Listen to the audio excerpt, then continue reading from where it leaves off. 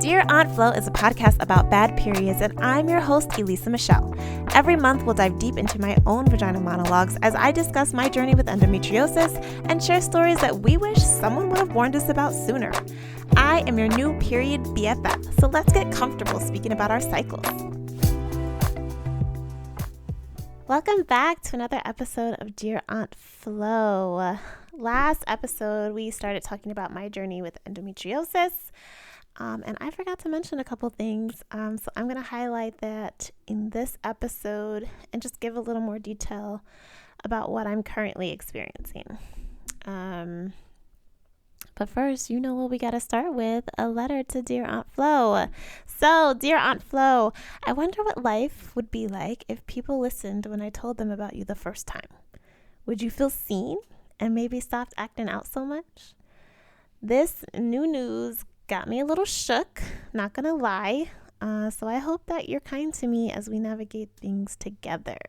Sincerely fed up, Elisa Michelle. Okay, let's get into today's episode. First, I want to circle back to those things that I forgot to highlight. I mentioned that I had a surgery from an ultrasound where they found one polyp. Well, in that surgery, they actually took out 6. So that's just to say that sometimes these tests and screenings don't catch it all. And they don't know until they go in and see the situation for themselves. So yeah, I had 6 polyps removed from my uterus, not 1.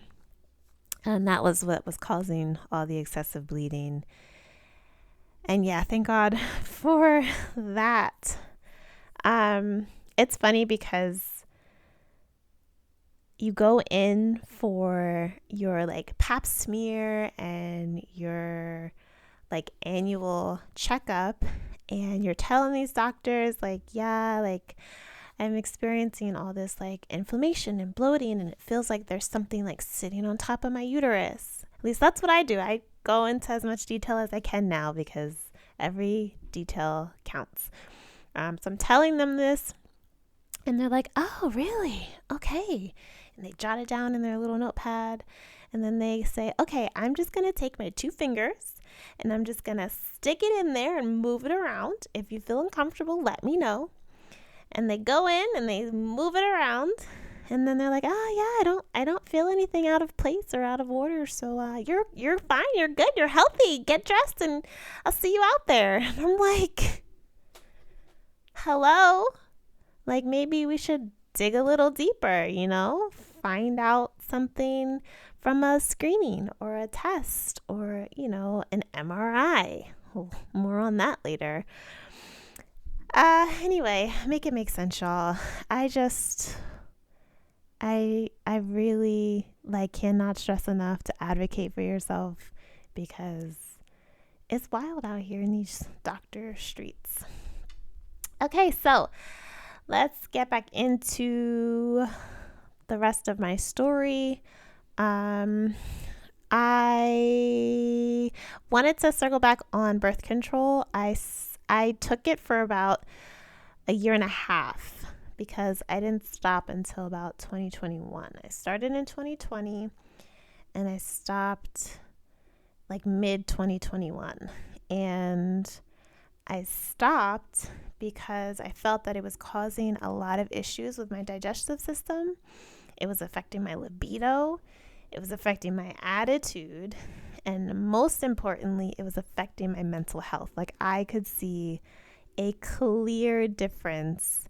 It was night and day. I will never forget. For a month, I just did not want to get out of bed. I didn't want to start the day. I didn't want to move. I didn't want to just be active and around people. And now I am an introvert, but this was a level that it was dark, and I did not like it. And I was like, I've never felt like this before, and it has to be all of these hormones that are going into my body causing me to feel this way, because there's just no way that like a month ago I was okay, and now all of a sudden I'm just like a shell of a person. So I was like, at that point, I was like, nope, I can't do this anymore. So I cut the birth control off. I finished that pack and I was like, we out, we done. And then my period was like, oh, she back. Welcome. And yeah, and then it took a while actually for my body to kind of reset itself. But oh, thank God that's done. I was also at the time trying a lot of new supplements. I've tried my Happy Flow. I was taking Vitex on the suggestions of other people, but none of those things really worked for me.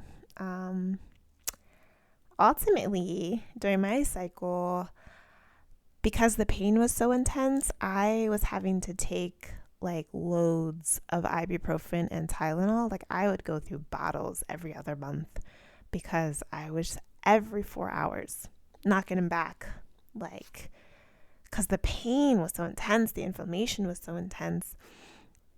And if I didn't keep it up every 4 hours, it would hit me so hard that it would take hours for any type of pain medication to kick in and start working. And so if I didn't stay on top of it, I was down and out.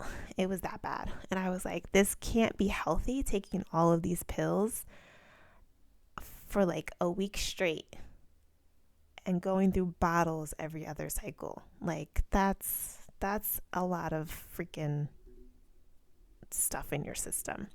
And I felt like it was also messing with my digestive system and my stomach. And I was like, nope. But luckily, I had a new doctor, and she suggested that I try naproxen, which is like I think it's like a heavy duty Advil. Don't quote me on that. I forget. I can look at the bottle and find out because it says it on the bottle. But I started taking naproxen, so that knocked me down to like 1 to 2 pills a day during my cycle. And that was top notch because I would take it and it would take like almost 2 hours to kick in, but it lasted for like 8 hours. And so I could get through a day much better than I could off of the thousands of pills I was taking before. So yeah, I no longer take naproxen, and that's only because I felt like it was messing up my stomach lining too. And I wasn't even taking that much, so I don't understand how cramping works, but my pelvis was always on fire, and I don't know if it was the naproxen or if it was just so much contractual things happening in there that my stomach was just overworked and tired and sore.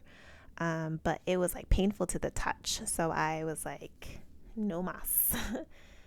We have to find other healthier, natural ways to cope with this, because I feel like I am being more detrimental to my body than I want to be.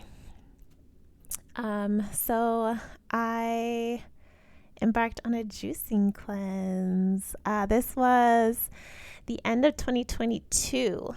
The last week of December, I was like, I'm going to do a 7-day juice cleanse, and it's going to reset my body, reset my gut health, and we're just going to go into 2023 like just new and on fire. Like, oh, I was so excited. And I did the juice cleanse, and I ended up going through the month of January. So I did the last week of December, and then I was like, we're going to keep this going. And I went all the way through January as well. But I also, within January, I started incorporating raw fruits and veggies and some like nuts and greens, which I read later that I probably should not have done that, the nuts and greens, but whatever, it happened. So I think the only thing that got me through that month was God, because literally you're just juicing, you're just drinking juice, and it's full of fruits and veggies and great stuff, but ultimately you're not getting everything that you probably need. But he was sustaining me because I still had energy. I was still pretty like clear-headed. I wasn't like starving, so I didn't feel hungry all the time. And yeah, I got through that month. But I also again started incorporating like the raw fruits and veggies and smoothies. Um, and I was still working. I'm planning a wedding and just like, trying to survive. So yeah. One good thing I did notice from that was that my cycle came that February, and it was like tolerable. And this is like, listen, come here. When I tell you that my cycle is pure hell every month, for it to be tolerable is like a dream. It's like, I could breathe. I could do stuff. Like, it was my birthday month, and it came like my birthday week, which it always does, which it's probably going to do next month, or this month. Actually, when you guys hear this, it'll be past my birthday. So I will give like maybe a bonus update on a bonus episode on how my cycle was this month. But anyway, yeah, it was like a good cycle, like a good week, and I was like, oh, maybe this juicing thing works. But ultimately, it wasn't sustainable for me, only because one, hella expensive to buy produce every single week, because really you're pretty much shopping either twice a week or once a week at the minimum, because you buy all this produce and it makes like 3 jars of juice. So, and you have to drink those 3 jars in a day, or at least 2 if you're really doing it. I was like taking it down to like 1 jar a day, and it's only like a 32-ounce jar, so it's not a lot. So I was losing a lot of weight, and I'm already pretty small framed. So it just wasn't sustainable for me. And the results. So, more TMI, but I think it was I don't know if it was the juice. I think it was the smoothies, but they gave me the most horrendous gas I've ever experienced in my life. And I couldn't take it. Like, I was literally, I would have a smoothie and it would be so good. Oh my goodness, my smoothies were so good. But it gave me the worst gas. And it's like I'm eating all of these good things, all of these fruits and vegetables and like just good stuff, like really good gut healthy things. And then just like releasing the most foul gas. I just, it's so embarrassing to even talk about, but it's more embarrassing to live through. So I would just have to like keep my distance around the house, like around if I was out in public or at work. Like it was like almost inescapable, and it didn't matter what I did. It just, anytime I had gas, it was like bad. And the refeeding process was trash. Like trying to incorporate food back into your diet just like messes your digestive system up all over again. So like you have to take juicing and cleanses with like a grain of salt, because they're not always the best idea or the best course of action for you. So keep that in mind. Do your research when looking up juices and cleanses. But I do think juicing is a really good thing for you to have in addition to your normal food diet. So yeah, just keep that in mind. That's all I'm going to say on that. And then last year, I kicked it up a notch. I tried acupuncture. Well, I had been trying acupuncture, but the place that I was going to it was bad. It was like really cold and like dark and dreary inside, and I didn't like it. So I stopped, but I started back up again last year, 2023. And my cousin referred me to a place that was like around the corner from my apartment. And I really liked the guy, and he had like this nice little studio space, and he gave me like lessons on like Chinese herbs, and he talked about my spleen qi and how it was off because I was like fatigued, and my tongue was white, and I had bite marks on the sides of my tongue because my tongue was so expanded because my spleen qi was off. So your spleen plays a huge role in like your vitality, and clearly mine was struggling. So so I was doing acupuncture for like 8 months, and I don't know if it was really helping my cycle, but it was nice to have like a little self-care day for myself.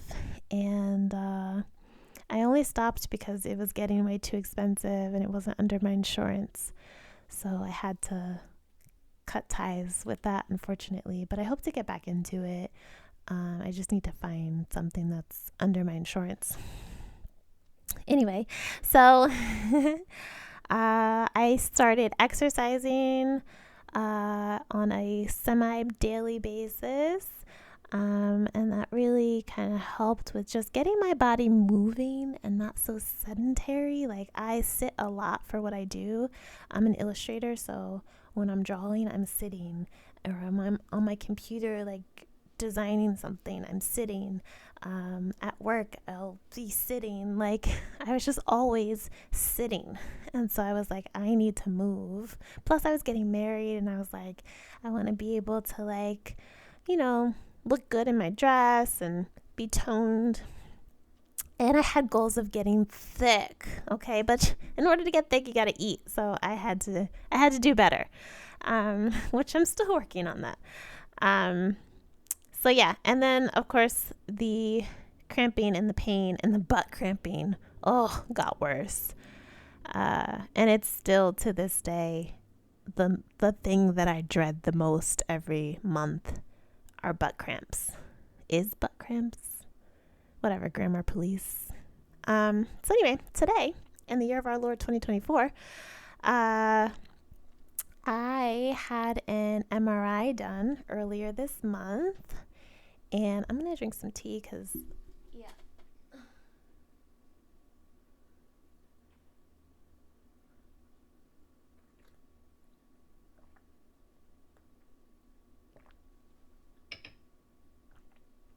okay, that's better. So I had an MRI done earlier this month as a result of an ultrasound that I had last year, the end of last year. And basically, I had endometriosis all over my uterus. I have cysts on my ovary. I have fibroids. And to top it all off, like you guys know, I've been talking about my digestive issues.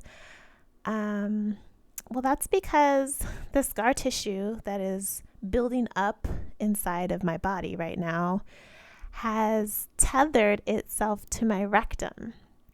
So I have a retroverted uterus, which means my uterus is tilted backwards. And so as a result, all of this scar tissue that is being built up from my painful cycles, my blood, the endometriosis, which is growing outside and everywhere in between of where it's supposed to be, has now connected to my rectum, and that is causing all of my digestive issues. I don't know what caused it. I was given no explanation as to what caused this. But I'm pissed because I feel that had someone listened to me tell them about all of the things that I was feeling, how things feel like they're sitting on my uterus, or how I have to push myself to use the bathroom, how much constipation I went through, how, all of these different symptoms, they add up to things. And to think that nobody suggested to get this girl an MRI to get checked out. All they wanted to do was stick their 2 little fingers up inside my vagina, move it around, and tell me that nothing was wrong without digging deeper into the root of the cause. Ugh. I just think if I had the MRI sooner, like a year or 2 ago, all of this could have been avoided. And now I'm in this situation where I'm faced with, at least from the one opinion that I got from a doctor, I am faced with this, have a bunch of kids now, before it's too late, or before you have trouble having kids, and then you can just have a hysterectomy. And I'm like, that can't be my only course of action. That can't be my only option. And it's disheartening to know that there's doctors out there that don't care about anything other than the bottom line. I was given that news, and then I was told, or, you could just go on birth control to, balance your hormones out. And I'm like, what is that going to do for the tethering? What is that going to do for all the scar tissue that's inside of me? What problems am I going to have if I do try to get pregnant? No one went over all the details. No one asks you or tells you what questions that you need to ask in order to get answers. They're just like, do you have questions? And I'm like, I'm sure that I do, but I don't even know what I'm supposed to ask you. You're supposed to sit here and give me a comprehensive overall idea of what is happening, why it's happening, what I could do to alleviate the situation, aside from the drastic have kids or have a hysterectomy and never have kids. And that to me just it's not right. And I feel for the women who are